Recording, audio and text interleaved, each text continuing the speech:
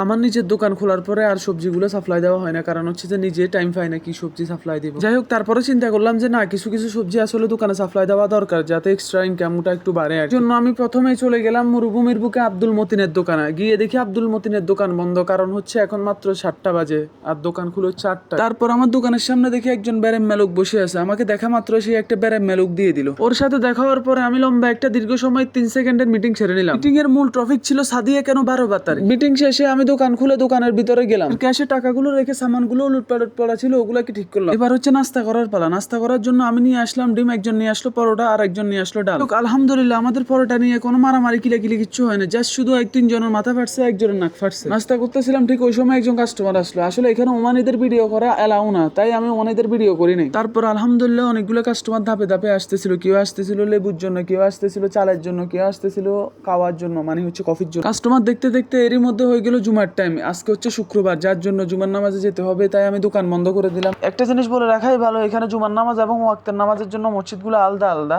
আপনি ওয়াক্তের নামাজের মসজিদগুলো কিন্তু কাছে কাছে পেয়ে যাবেন, কিন্তু জুমার নামাজের মসজিদগুলো কিন্তু অনেক দূরে হয়। আলহামদুলিল্লাহ আমি নামাজ পড়ার জন্য সর্বপ্রথম ওযু করে নিলাম। ওযু করার পর মসজিদের ভিতরে ঢুকলাম। আমার খুবই পানির তৃষ্ণা পাইতেছিল, ওখানে কিন্তু পানি রাখা আছে স্টক করা ফ্রিজের মধ্যে। আমি ওখান থেকে একটা পানি নিয়ে পানি পান করলাম। আর মসজিদে হুজুরে খুতবা দিতেছিল, ওখানে কিন্তু বোতল রাখার জন্য আলাদা বাস্কেট ছিল এবং চিপগুলো রাখার জন্য আলাদা বাস্কেট ছিল, কারণ হচ্ছে এই চিপগুলো দিয়ে আসলে কোম্পানিরা অনেক কিছু ফ্রিতে দেয়। আলহামদুলিল্লাহ হুজুরের খুতবা দেওয়া শেষ হয়ে গেল। খুতবা শেষে সবাই নামাজে দাঁড়াইতেছিল, আমিও নামাজ পড়ার জন্য মসজিদের ভিতরে গেলাম। মসজিদের ভিতরটা কিন্তু অনেক সুন্দর ছিল। এরপর আমার দোকানে আসলো ওমানি হালুয়া, যেটা আমি আগেও ভিডিও ছাড়ছিলাম, আপনারা হয়তো দেখছেন। এখন ওমানে কোনো বিয়ে অনুষ্ঠান অথবা ঈদ হয়, এইগুলোর কিন্তু প্রচুর পরিমাণ ডিমান্ড থাকে। আমার ভিডিও দেখে একজন বাঙালি ভাই তার দোকানের জন্য অনেকগুলো বাদাম নিতে আসছিল, তাই আমি বাদামগুলো প্যাকিং করে তার গাড়িতে উঠিয়ে দিলাম। এরপর একজন ওমানি আসলো 20 কিলো কফি নেওয়ার জন্য তার দোকানের জন্য। দেখতে পাচ্ছেন কফিগুলো কিন্তু এখনো গুঁড়া করা হয় নাই, যার কারণে আমি মেশিনে দিয়ে কফিগুলো গুঁড়ো করে তাকে দিয়ে দিলাম।